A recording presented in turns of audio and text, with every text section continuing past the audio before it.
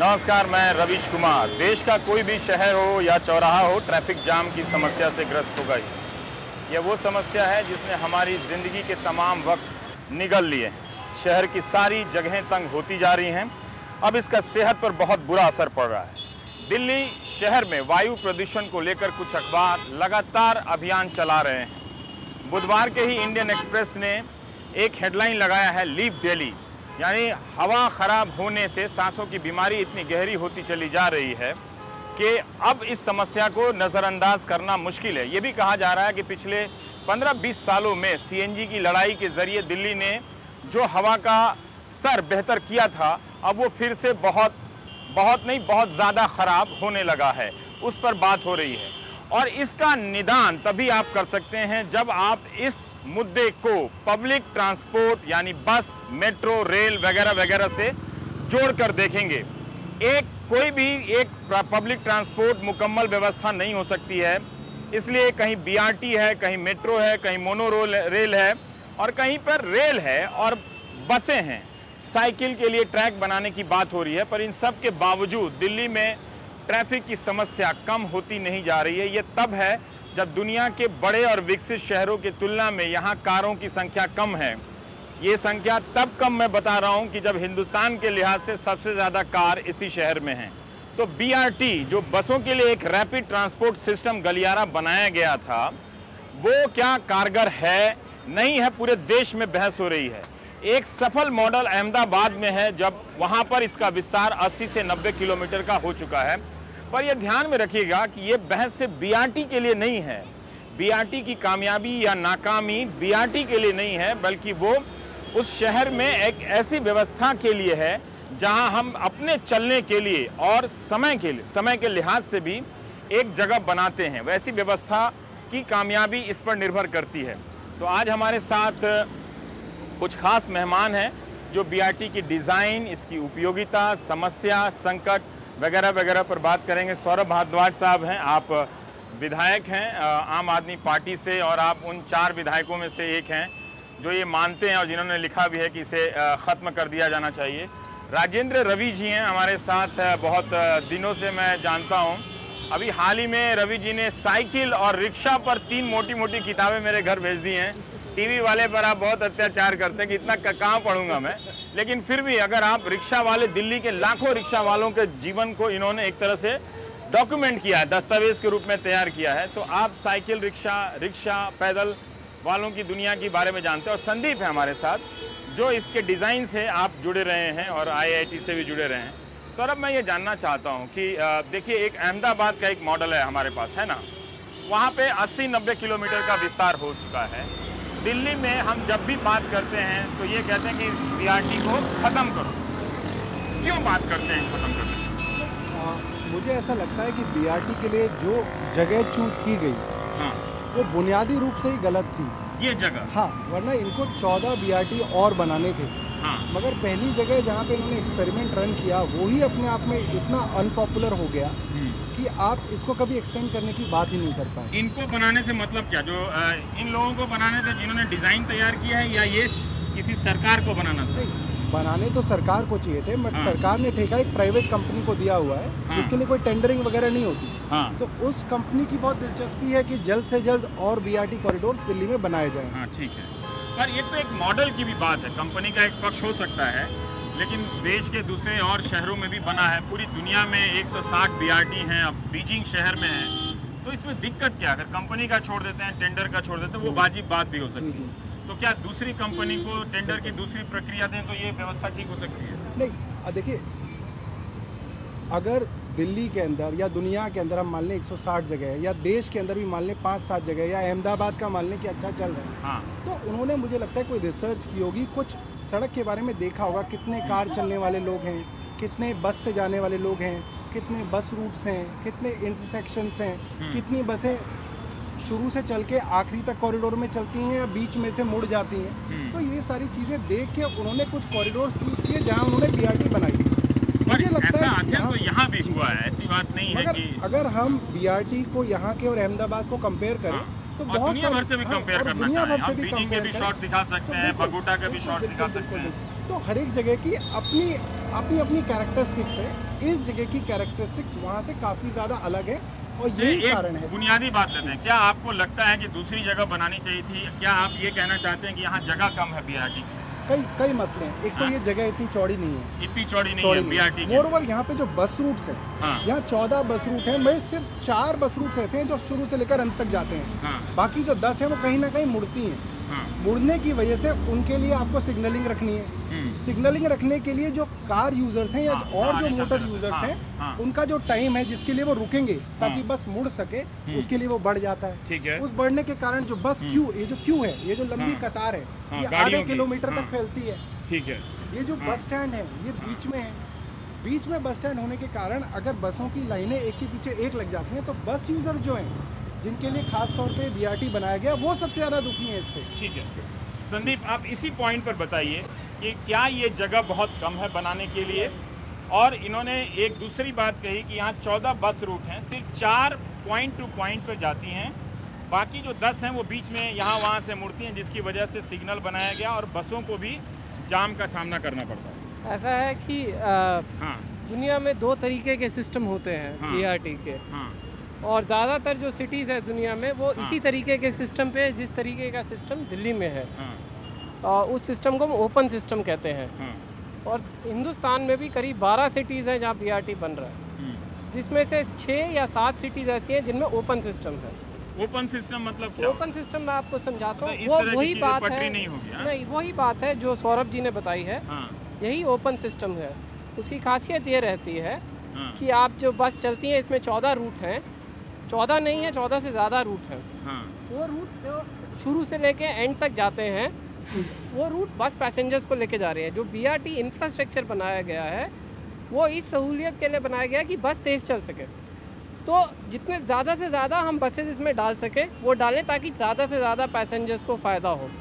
तो open system में क्या होता है कि कुछ रूट बीच में से टर्न करते हैं, कुछ रूट बीच में ज्वाइन करते हैं। जो ये ओपन सिस्टम में बाकी दुनिया के बाकी जगहों पे एकदम एंड टू एंड है, माने एक बार उस कॉरिडोर में घुस गए तो अब अंत में ही जाकर पहुंचेंगे। वो एक सिस्टम ये होता है जो एंड टू एंड होता है, जैसे मेट्रो हो गई। आप मेट्रो की ट्रेन एक स्टेशन से शुरू करते हैं, वो दूसरे स्टेशन खत्म होती है, बीच में कोई ट्रेन जुड़ती नहीं है, कोई निकलती नहीं है। वो क्योंकि वो एक रेल बेस्ड सिस्टम है, उसमें फ्लेक्सिबिलिटी कम है। बस में फ्लेक्सिबिलिटी ज़्यादा होती है। तो अगर जैसे सौरभ जी ने कहा हम 4 ही रूट चलाते हैं तो और भी बसें कम हो जाती हैं यहाँ पे। तो 4 रूट चलाते तो आपको कुल मिला के 30 बसें मिलती हैं यहाँ पे 1 घंटे में। आज की डेट में 150 बसें चल रही हैं। 150 बसें चल रही हैं, इसका मतलब यह है कि कम से कम नहीं तो 12 से 15 हज़ार पैसेंजर 1 घंटे में जाता है। तो अगर इसका फ़ायदा होता है, मैं मानूँ अगर इसका फ़ायदा होता है तो वो 15,000 लोगों को हो रहा है, बजाय इसके कि मैं यहाँ पे क्लोज सिस्टम चलाऊँगा तो कम बसें चलेंगी। क्लोज सिस्टम भी कुछ सिटीज़ में चलता है, कुछ सिटीज़ में जहाँ पे रूट लंबा होता है, लोगों की जर्नी लंबी होती है। ये चौड़ाई के लिहाज से जो सौरभ ने कहा है, क्या ये बात सही है? वो बात सही नहीं है। बीजिंग में इससे ज्यादा चौड़ी सड़क पर बीआरटी बनी है? क्या अहमदाबाद या सूरत या पुणे में इससे ज्यादा चौड़ी सड़क पर बीआरटी बनी है? जो अहमदाबाद के आप कॉरिडोर देखेंगे, पहला कॉरिडोर बाहर था, आउटर रिंग रोड पे था, जो सड़क की चौड़ाई 60 मीटर थी, इससे ज्यादा थी, ये 45 मीटर है। बाकी अब जितने कॉरिडोर अहमदाबाद के अंदर बन रहे हैं, 30 मीटर, 24 मीटर, 18 मीटर तक के सड़कों पे वो कॉरिडोर बीआरटी बनाया है। और बीजिंग में भी और बोगोटा में भी, जो पहला बोगोटा पहला नहीं है, पहला क्यूरिटिबा है। और ब्राजील में 24 मीटर की सड़क पे है।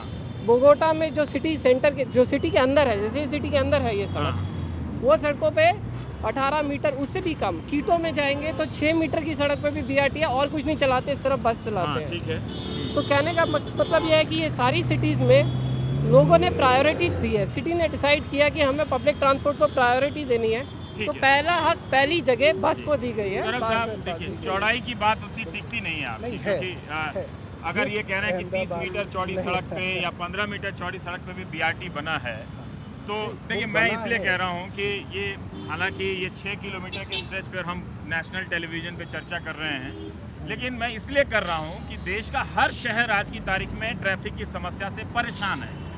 और ये सिर्फ मुझे दिक्कत भी इस बात है कि ऐसे समाधान से बड़े शहरों को क्यों मिल रहे हैं, लेकिन चलिए वहाँ हो रहा है, इसलिए मैं चाहता हूँ कि दूसरे शहर के लोग भी इस बहस में शामिल हों। इसमें ये कहा जाता है कि ये खाली ज़मीन दिख रही है बस वालों के लिए। अक्सर वो होता है कि जब हम मोहल्ले में होते हैं तो कोई खाली प्लॉट दिखता है तो सब तरह तरह का आइडिया लगाते हैं कि कम्युनिटी हॉल बनाओ जी, इसमें ये बनाओ जी। कहीं ऐसा तो नहीं है, क्योंकि कई लोग कह रहे हैं कि बसों के लिए सिर्फ 20% जगह है, कार के लिए यहाँ पे 70% जगह है। नहीं, मुझे लगता है कि कुछ लोग इस लड़ाई को जानबूझ के ट्विस्ट कर देते हैं कि ये बस वर्सेस कार ओनर्स है, ऐसा नहीं। अच्छा, आप देखिए कि अगर आपने BRT बनाया, कॉन्सेप्ट है, ठीक है, अच्छा कॉन्सेप्ट है, और कॉन्सेप्ट की थ्योरी ये है कि इससे लोग पब्लिक ट्रांसपोर्ट ज़्यादा यूज़ करेंगे, क्योंकि पब्लिक ट्रांसपोर्ट ज़्यादा तेज़ी से चलेगा। ठीक है, वो बात थ्योरेटिकली सही मानी जा सकती है। 2012 में हाई कोर्ट ने, आप भी सुनिएगा, हाई कोर्ट ने एक बहुत विस्तृत स्टडी कराई CRRI से, जो कि पूरी देश में जानी मानी संस्था है। उन्होंने, मुझे लगता है यहाँ पे करीब 1.5 महीने तक बहुत एक्सटेंसिव स्टडी करी, और दोनों चीज़ों में स्टडी करी कि BRT रहे तो कैसा होगा या नॉन BRT कर दिया जाए इसको तो कैसा होगा, और सब कुछ किया। स्पीड बढ़ती है, घटती है, लोगों का वेटिंग टाइम बढ़ता है, घटता है, पैसेंजर पेडेस्ट्रियन सर्वे किया, पैसेंजर सर्वे किया, कार वालों का सर्वे किया, परसेप्शन सर्वे किया। सब चीज़ों के अंदर मोटी मोटी बात ये आई कि अगर आप इसको नॉन BRT कर देंगे तो जो कार्स हैं इनकी स्पीड कम से कम 25 से 86% तक बढ़ जाएगी, और बसों की, और आपको हैरानी होगी इस बात को जान के कि बसों की स्पीड भी 3% बढ़ जाएगी, 3% घटेगी नहीं। मतलब कार की 18% बढ़ेगी और 3% बसों की बढ़ेगी, मगर बढ़ेगी, घटेगी किसी की नहीं, घटेगी बेचेगी, मगर इससे ज्यादा रफ्तार से चलेंगी बसें। 3% सौरभ साहब, मैं इस रास्ते पे 10 साल चला हूँ और बस और ऑटो से चला हूँ। BRT से पहले इसका मंजर मुझे ठीक ठीक से याद है कि एकदम काला जाम दिखता था, लगता था कि संगम विहार और खानपुर जाना मतलब कितनी बड़ी सजा है। आपको लगता है कि जब बस कार ये सारा सेग्रीगेशन हटा दिया जाए तो कारों की रफ्तार बढ़ जाएगी? अगर ये बात है तो उन सड़कों पे, मुझे अब इसका जवाब संदीप आपको देना, मैं रवि साहब आ रहा हूँ, जहाँ BRT नहीं है, क्या BRT कॉरिडोर से ज्यादा उसका रफ्तार है कारों की? आपकी जो सवाल है उसको मैं एक्सप्लेन करता हूँ। क्या उसके 2 कारण हैं।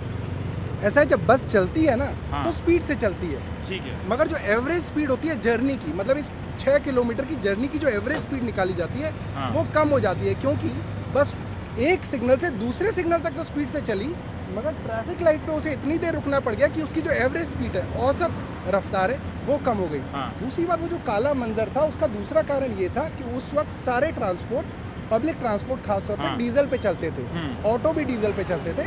उसी दौरान जिस वक्त BRT आया, उसी दौरान ये सब कन्वर्ट हो गए CNG पे। जब आप एवरेज स्पीड की बात करते हैं तो एवरेज स्पीड किसी नंबर पे बेस्ड होता है, जो आप डेटा लेते हैं वो डेटा क्या एक गलत निकला, एक सही निकला।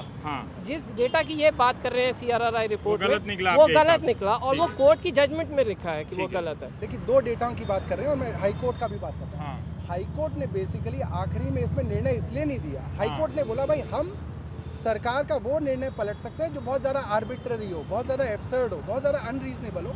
ये एक पॉलिसी डिसीजन है, इसलिए हम इसमें हस्तक्षेप नहीं करेंगे। अब जो 2 डेटाज की बात हो रही है, एक डेटा एक प्राइवेट कंपनी का है जिसका कॉन्फ्लिक्ट ऑफ इंटरेस्ट है, डिम्स का, इसने खुद इसका ठेका, जिसको 14 करोड़ रुपए साल का ठेका, इसको मेंटेनेंस का मिलता है। एक डेटा CRRI का है, पूरे देश में सबसे बड़ी संस्था है, कोई खारिज नहीं किया उसके ऊपर। ठीक है, इस वाले पहलू पर छोड़ देते हैं हम, यहाँ पे जो हमें दिख रहा है उस पर बात कर रहा हूं। बिल्कुल बेसिक बात करता हूँ सर। ये जो BRT बनाई गई है, आपने लोगों के लिए बनाई है ना? लोगों के लिए बनाई। उन लोगों के लिए तो नहीं बनाई जो बड़े बड़े कॉन्फ्रेंस हॉल्स में चर्चा करते हैं BRT के बारे में और इस पे कभी नहीं आते। नहीं, ये बात सही नहीं है, इसलिए कि जो दुनिया के देशों में लागू है। क्या अहमदाबाद में भी उन्होंने BRT बनाई जो कॉन्फ्रेंस हॉल में चर्चा करते हैं? सर, अहमदाबाद की बीजिंग में उन लोगों ने बनाई जो कॉन्फ्रेंस हॉल में चर्चा करते हैं? अहमदाबाद की BRT में बहुत फर्क है, मैं बताता हूँ, 2 मोटे फर्क। अहमदाबाद के अंदर और यहाँ की BRT के अंदर कारें 1.5 गुना है अहमदाबाद के मुकाबले। ये हमारा रिसर्च है, CRRI का रिसर्च है। दूसरी चीज, जो कार लेन है जिसको मोटर व्हीकल लेन बोलते हैं, वो 7 से 8 मीटर चौड़ी है यहाँ पे,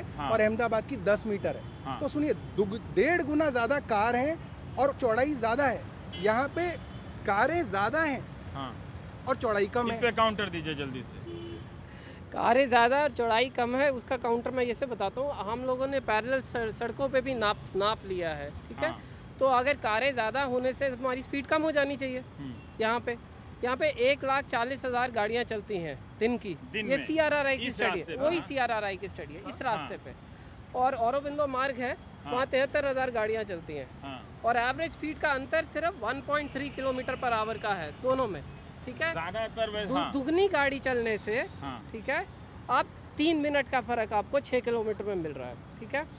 जो आप बात करते हैं गाड़ी ज़्यादा या कम घुसाना, ये एक सिटी के अंदर ऑलरेडी गाड़ियाँ हैं, ठीक है। हमें इसी सिटी में इन गाड़ियों के साथ रहना है। अगर आप ये बस लेन हटा भी देंगे तो नंबर ऑफ बसेस वहीं पे रहेंगी।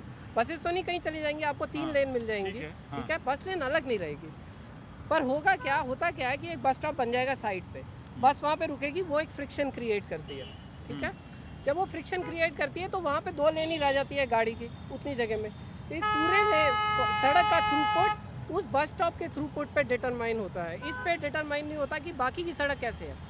जो नैरोएस्ट पॉइंट है उससे जितना ट्रैफिक निकल सकता है वही पूरी सड़क पे से जाएगा। ज्यादातर कारों को देखिए तो इसमें से 1 लोग हैं या 2 लोग हैं, बस में 50 लोग हैं, किसी में 20 लोग हैं, किसी में 100 लोग हैं। जी नमस्कार। तो आप मुझे बताइए सौरभ साहब, इसकी भी विस्तृत स्टडी की व्यवस्था तो ये होनी चाहिए ना कि हम बसों को प्रोत्साहित करें, है ना। ये कोई कार विरोधी बात नहीं है, लोग कार खरीदें, लेकिन मल्टीपल ट्रांसपोर्ट सिस्टम जब तक नहीं होगा आप इसका समाधान तो नहीं दे सकते हैं ना। फिर सर मैं आपकी पूरी बात से सहमत हूँ। अब इन बसों को देखिए, ये दौड़ते हुए जो जा भी रही हैं सर, मगर ये जो यहाँ पे सिग्नल पे रुकेगी, सर ये पूरी स्टडी हुई है। इनफैक्ट बस के यूजर्स का भी परसेप्शन स्टडी हुआ है। अच्छा एक बात बताइए, अगर अहमदाबाद के अंदर BRT है और सक्सेसफुल है, इसीलिए सक्सेसफुल है ना कि वहाँ के लोग उसको पसंद कर रहे हैं, इसीलिए हम कह रहे हैं ना भाई सक्सेसफुल है। और यहाँ की BRT को अगर हम कह रहे हैं कि अनसक्सेसफुल है, अनपॉपुलर है, इसीलिए है ना कि लोगों को लगता है कि भाई ये बिना बात की चीज़ हमारे ऊपर क्यों डाली हुई है। रवि साहब हम तो कम से कम लोगों से तो पूछ ले। मैं ये जानना चाहता हूँ कि क्या इस बहस को कार बनाम साइकिल या बस वालों से हटकर देखा जा सकता है क्या? हमें लगता है कि एक कार बनाम साइकिल और बस बनाम नहीं देखना चाहिए। और क्यों हर पार्टी के लोग जो है इस 6 किलोमीटर पे ही आके अटक जाते हैं। पूरी दिल्ली में 33,000 किलोमीटर सड़कें हैं और सभी जगह जाम होता है, लेकिन ये छोटे से स्ट्रक्चर जो थोड़ा स्पेस देता है और इसमें हर पार्टी जो है इसके खिलाफ होती है। और उसके खिलाफ होने के पीछे ये है कि एक डेमोक्रेटिक स्पेस है। आपको ये डेमोक्रेटिक लोकतांत्रिक जगह लगती है? हाँ, अच्छा।